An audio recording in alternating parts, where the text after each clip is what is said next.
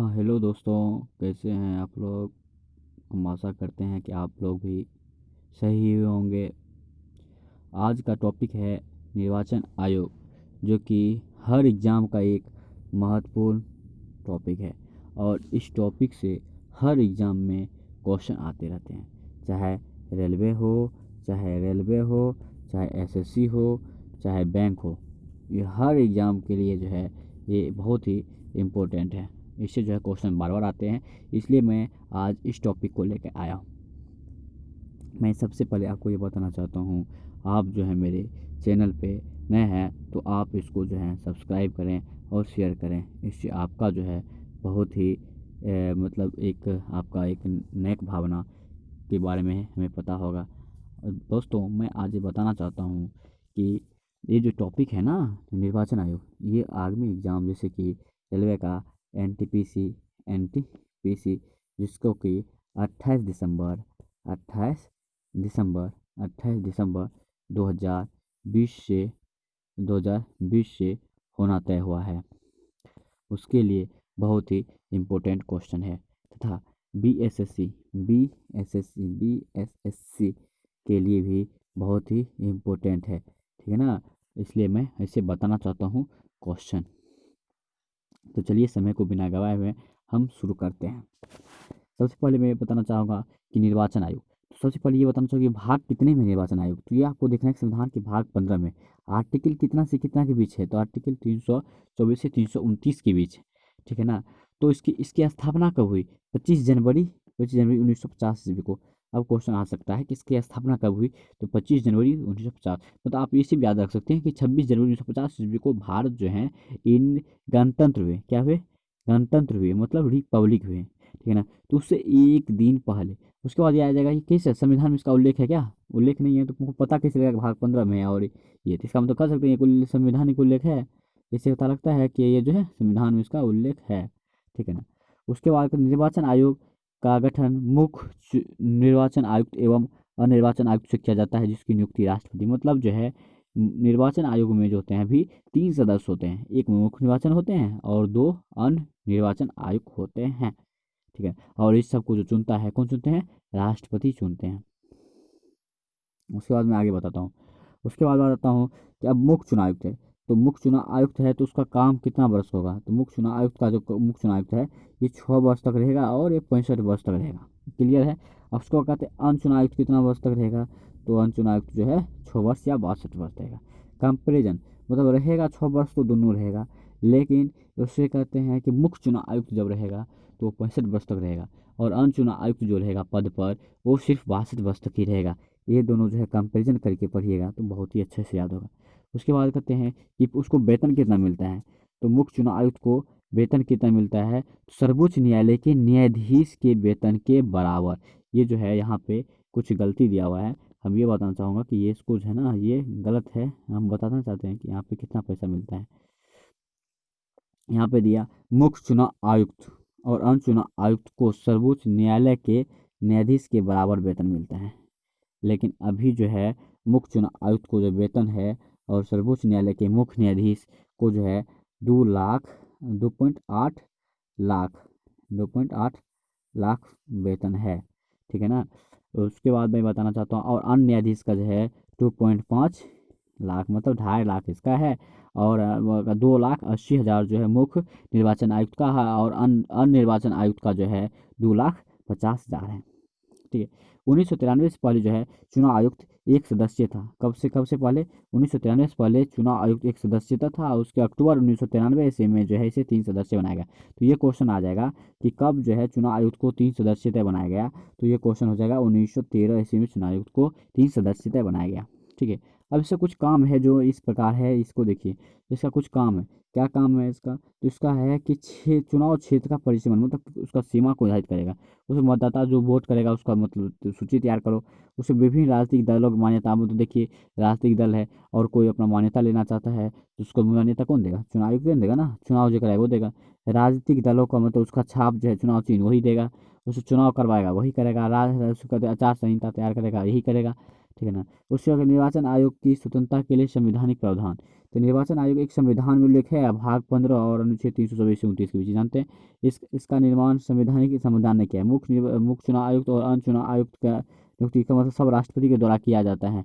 नियुक्ति जो है राष्ट्रपति के द्वारा किया जाता है। मुख्य चुनाव आयुक्त का महाभियोग जैसी प्रक्रिया के द्वारा ही हटाया जा सकता है। मुख्य चुनाव आयुक्त का दर्जा सर्वोच्च न्यायालय के मुख्य न्यायाधीश के समान है और नियुक्ति के पश्चात मुख्य चुनाव आयुक्त एवं नियुक्ति के पश्चात जो है मुख्य चुनाव आयुक्त एवं अन्य चुनाव आयुक्त की सेवा शर्तों में कोई अलाभकारी परिवर्तन नहीं किया जा सकता है। मुख्य चुनाव आयुक्त एवं अन्य चुनाव आयुक्त का वेतन भारत सरकार के संचित निधि से दिया जाता है। उसके बाद देखते हैं ईवीएम जानते हैं। ईवीएम वोटिंग मशीन ईवीएम, और इससे जो है क्वेश्चन बहुत ही पूछा जाता है इसका फुल फॉर्म कि ईवीएम का फुल फॉर्म क्या होता है। तो इलेक्ट्रॉनिक वोटिंग मशीन का क्या होता है इलेक्ट्रॉनिक वोटिंग मशीन क्या होता है ईवीएम का full form electronic voting machine होता है। क्या होता है ईवीएम का सबसे पहले कहाँ पे इसका प्रयोग किया गया, क्वेश्चन आ जाएगा कि सबसे पहले ईवीएम का प्रयोग कहाँ किया गया, पारोल में। आपका पारोल कहाँ पे, केरला में। क्वेश्चन बहुत हॉट क्वेश्चन है कि सबसे पहले क्वेश्चन आ जाएगा कि ईवीएम का प्रयोग सबसे पहले कहाँ पे किया गया इंडिया में, तो पारोल में। तो पारोल विधानसभा है कहाँ पे, तो केरला में। क्लियर हो गया। और ईवीएम के द्वारा पूरा चुनाव किसने किया, तो ईवीएम का पहले प्रयोग किसने किया, कब किया, 1982 में किया। ठीक है। उसके बाद जो है 1988 में मध्य प्रदेश, राजस्थान, दिल्ली के 6 विधानसभा कहते हैं, मध्य प्रदेश के 5, राजस्थान के 5, दिल्ली के 6। तो 1982 10 92 6 मतलब 16 वर्ष के बाद सबसे पहले जो है 1982 ईस्वी में पारोल विधानसभा केरल में ईवीएम का प्रयोग हुआ। उसके बाद जो है 1998 ईस्वी में दिल्ली मध्य प्रदेश और राजस्थान के चुनाव में इसका प्रयोग किया गया। तो राजस्थान तथा मध्य प्रदेश में 5-5 सीट के लिए किया गया, जबकि दिल्ली में 6 सीट के लिए इसका चुनाव कराया गया था। ठीक है। उसके बाद देखिए ईवीएम ईवीएम जो है ये एक ऐसा मशीन है जिसके द्वारा आप बहुत आसानी से वोट डाल सकते हैं। अब देखिए ईवीएम का सबसे पहले प्रयोग किसने किया, तो ईवीएम का प्रयोग सबसे पहले केरला किसने किया, राज कहेगा तो KRLA केरला। और केरला में कौन है, पाकुर है, PAKUR पाकुर। अब क्वेश्चन आ जाएगा कि ईवीएम का प्रयोग सबसे पहले केरला ने किया, लेकिन विधानसभा चुनाव पूर्ण रूप से पूरा विधानसभा चुनाव के किसने और कब किया, तो ईवीएम का प्रयोग करके 1999 में, कब 1999 में पूरा चुनाव कराने वाला प्रथम राज्य गोवा है। मतलब जो है ईवीएम का सबसे पहले किसने प्रयोग किया, केरला ने, कब 1982 में, और 1919 में गोवा जो है पूरा चुनाव ईवीएम के द्वारा करवाया है। ठीक है। 2009 से आम सभी विधानसभा चुनाव में ईवीएम का प्रयोग होना लगा है। और अन्य सभी चुनाव में कब, अन्य सभी चुनाव में 2009 से अर्थात 10 साल के बाद। गोवा का जो सब चुनाव हुआ 2000 और 1999 में, उसके 10 वर्ष बाद जो है ईवीएम का प्रयोग प्रदेश के हर चुनाव में होने लगा। ईवीएम की विश्वसनीयता कायम रखने के लिए, किसका विश्वसनीयता, ईवीएम का विश्वसनीयता को कायम रखने के लिए, ईवीएम की विश्वसनीयता को कायम रखने के लिए वीवीपैट यानी voter verified paper audit and trail, जिसका फुल फॉर्म बहुत ही इंपॉर्टेंट है और ये बार को एग्जाम में आते हैं। वीवीपैट व्यवस्था के तहत वोट डालने के तुरंत बाद कागज की एक पर्ची बनता है। सही बात है, जो वोट डाले हैं उसको पता ही होगा। इस पर जिस उम्मीदवार का वोट दिया जाता है उसका नाम एवं चुनाव चिन्ह छपा होता है। और सबसे पहले इसका इस्तेमाल जो है नागालैंड में 2003 में हुआ। अब देखिए वीवीपैट का प्रयोग सबसे पहले कहाँ पे किया, तो वीवीपैट का सबसे पहले प्रयोग जो है नागालैंड में, इसका इस्तेमाल सबसे पहले कहाँ पे हुआ, नागालैंड चुनाव में 2013 में। अब देखिए क्वेश्चन यहाँ से बहुत ही इंपॉर्टेंट बनेगा। सबसे पहले आएगा कि ईवीएम का प्रयोग, ईवीएम का फुल फॉर्म, तो इलेक्ट्रॉनिक वोटिंग मशीन। क्या होता है ईवीएम का full form, electronic voting machine. सबसे पहले प्रयोग कौन सा विधानसभा या कौन सा राज्य में हुआ, तो पाकुर विधानसभा, पाकुर। तो कहाँ पे है, केरला में। कहाँ पे है, केरला में। कहाँ पे, केरला में। कब किया गया, 1982 में। कब किया गया, 1982 में है। ठीक है ना, कब किया गया। तो क्वेश्चन क्या है कि ईवीएम इलेक्ट्रॉनिक वोटिंग मशीन सबसे पहले इसका प्रयोग कहाँ पे किया गया, केरला के पाकुर में किया गया। उसके बाद कहते हैं कि पाकुर कहाँ पे, केरला में एक विधानसभा है। उसके बाद कहते हैं कब किया गया, 1918 में, 1982 में। उसके बाद जो है 1990 उसके बाद कहते हैं कितना वर्ष के बाद, तो 1988 में ना, उसको कहते हैं सॉरी 1 मिनट में देख के बता रहा हूँ। इसको कहते हैं कि कब किया गया, तो ईवीएम का पूरा जो है क्या गया 1998 में। कब किया गया 1998 में, मतलब 82 जो है, 82 मतलब 16 वर्ष बाद। वही तो बता रहे थे, थोड़ा कन्फ्यूजन था इसलिए मैं देख लिया। तो 82 वर्ष के बाद, कब 82 वर्ष के बाद जो है इसका फिर से प्रयोग किया गया, ठीक है ना। इसका फिर से प्रयोग किया गया, किसका प्रयोग किया गया, तो ईवीएम का। तो ईवीएम का प्रयोग कहाँ पे किया गया, तो केरला में, राजस्थान में और दिल्ली में। दिल्ली में 6 विधानसभा क्षेत्र, राजस्थान में 5 और केरला में है, उसको कहते हैं, जो कहते हैं केरला, कहते हैं राजस्थान में और एमपी में। राजस्थान में, एमपी में और दिल्ली में। तो राजस्थान और एमपी में 5-5 विधानसभा क्षेत्र, जबकि दिल्ली में 6 विधानसभा क्षेत्र का किया गया। लेकिन ईवीएम के द्वारा जो है पूरा चुनाव कराने वाला पहला राज्य जो है गोवा है। क्या है, ईवीएम के द्वारा पूरा चुनाव कराने वाला पहला राज्य गोवा है। कब किया, 1999 में। 1999 में सबसे पहले पूरा चुनाव कराने वाला ईवीएम के द्वारा कौन राज्य बन गया, तो गोवा बन गया। उसके बाद जो है, उसके 2009 से, कब से 2009 से जो है, 2009 से जो है पूरे देश में, ये चाहे विधानसभा हो चाहे लोकसभा हो, ईवीएम का प्रयोग होने लगा।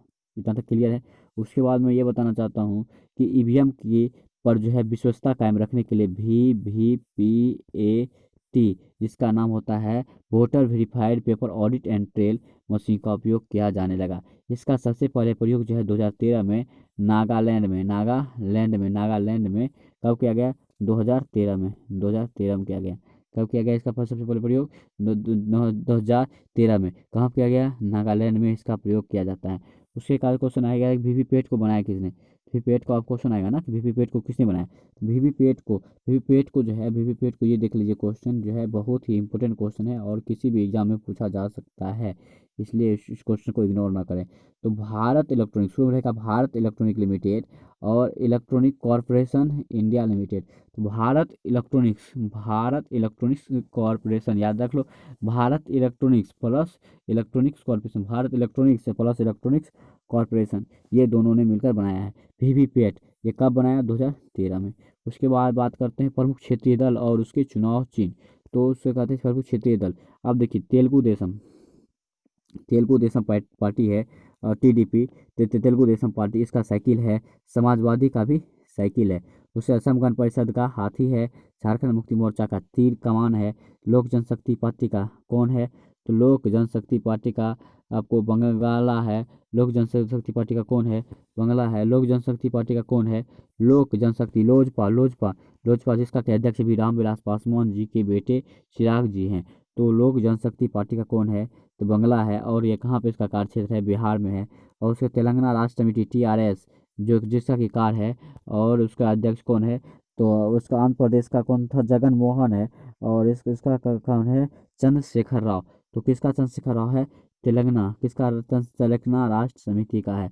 उसके बाद वो कहते हैं पैंथर्स पार्टी साइकिल का, और नेशनल कॉन्फ्रेंस हल का। नेशनल कॉन्फ्रेंस किसका है, हल। कहाँ पे मिलेगा, जम्मू कश्मीर। और उसका RJD कहाँ मिलेगा, RJD लालटेन कहाँ मिलेगा, बिहार मिलेगा। शिवसेना कहाँ मिलेगा, तीर कमान। शिवसेना और शिव वो कहते हैं झारखंड में, दोनों में सिर कमान दिया। उसके बाद कहते हैं Maharashtra, all India forward block, Bengal में क्या है इसका पहचान, शेर में। और उसका AIDMK, और उससे कौन कौन है, द्रविड़ मुनेत्र ककरगाम, DMK, उससे कहते हैं DMK दो दो दो पति, DMK का दो दो पति तमिलनाडु में है। उसे कहते हैं महाराष्ट्र गोमांतक पार्टी शेर। और ये गोवा में। याद रखो कि महाराष्ट्र गोमांतक पार्टी और जो है all India forward block, Maharashtra Gomantak party और ऑल इंडिया फॉरवर्ड ब्लॉक, जिसका कैंपस पश्चिम बंगाल में है, दोनों का शेर है। दूसरे सिक्किम संग्राम परिषद का कौन है, सिक्किम संग्राम परिषद का हाथी है। उसके बाद दार्गिक मुनेत्र का कोदा सुरेज है। नागालैंड क्रॉनिकल का, उसके बाद मुर्गा है। अकाली दल का तराजू है। JDU का तीर है। और मुस्लिम लीग का सीढ़ी है। उसके बाद राष्ट्रीय दल का दर्जा हासिल करने के लिए कुछ आवश्यक शर्त हैं। तो देखिए, तो शर्त क्या है, राष्ट्रीय दल एक होता है राज्य स्तर का दल। तो राष्ट्रीय दल लोकसभा, उसका कंडीशन है जब लोकसभा का चुनाव होगा या राज्यसभा विधानसभा के चुनाव में 4 अथवा अधिक राज्यों में कुल डाले गए मत का जो है कितना होना चाहिए, तो कितना 6% प्राप्त होना जरूरी है। लोकसभा आम चुनाव अथवा राज्य विधानसभा में किन्हीं 4 अथवा अधिक राज्यों में डाले गए वोट का जो 6% प्राप्त होना चाहिए। मतलब 4 गो राज्य होना चाहिए जिसमें कि उसको कुछ जो डाला गया वोट है उसका 6% उसको प्राप्त होना चाहिए, ठीक है ना। उसके बाद कहते हैं राजनीतिक दल, उसे कहता है इसके अलावा किसी एक राज्य अथवा राज्यों के विधानसभा की कम से कम 50 सीट आपको जीतनी होगी।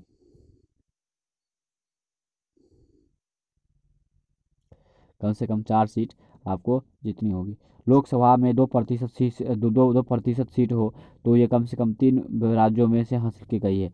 2% सीट हो तो कम से कम 3 राज्यों में हासिल की गई। वर्तमान में मान्यता प्राप्त राष्ट्रीय दल, उसका बीजेपी का कमल, उसका कहते जो कांग्रेस का पंजाब, उसका कम्युनिस्ट का हसिया, और कहते राष्ट्रवादी गोमांतक पार्टी का घड़ी, और बहुजन समाज पार्टी का हाथी, मार्क्सवादी कम्युनिस्ट पार्टी मार्क्सवादी हथौड़ा और तारा चांद। उसके बाद कहते हैं तृणमूल कांग्रेस का जोड़ा फूल, तृणमूल कांग्रेस का जोड़ा फूल। उसे कहते हैं फोटो युक्त पहचान पत्र कब से दिया जाता है, तो फोटो युक्त पहचान पत्र क्वेश्चन आएगा। बहुत इंपॉर्टेंट क्वेश्चन है कि फोटो युक्त निर्वाचन आयोग जो है आपको फोटो युक्त पहचान पत्र दे रहा है, नहीं तो फोटो युक्त पहचान पत्र तो वो उससे कब से दिया जा रहा है, उसको निर्वाचन आयोग 1993 के मतदाता के कुछ नियंत्रण करने के लिए फोटो युक्त पहचान पत्र दिया जाता है। पंजीकरण मतदाताओं को फोटो युक्त पहचान पत्र जारी करने का अधिकार। मतदान सूची है समान रूप से प्रति वर्ष इसमें संशोधन किया जाता है और नवंबर की तारीख पर पात्रता मानी जाती है। और इस तिथि को 18 वर्ष की आयु पूरा करने वाले को भारतीय नागरिक को मतदाता सूची में शामिल करने का पात्र होता है तथा इसके लिए आवेदन कर सकता है। एक बार में पंजीकरण होने के बाद यह फोटो उस पहचान पत्र प्राप्त हो जाता है। परिसीमन आयोग के बारे में बताएंगे आगे, ठीक है ना। Okay, thank you brother. Okay, आप लोग का बहुत ही मेहरबानी है। Thank you, thank you.